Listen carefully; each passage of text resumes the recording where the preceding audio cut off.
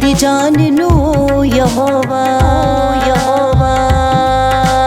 तरसां विच ना रहण देवे, तरसां विच ना रहण देवे।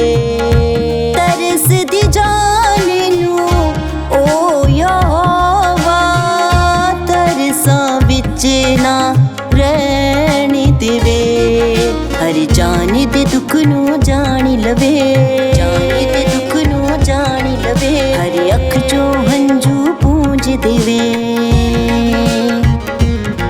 हर जान दे दुख नू जान लवे, जान दे दुख नू जान लवे। हर अख चो हंजू पूंज देवे।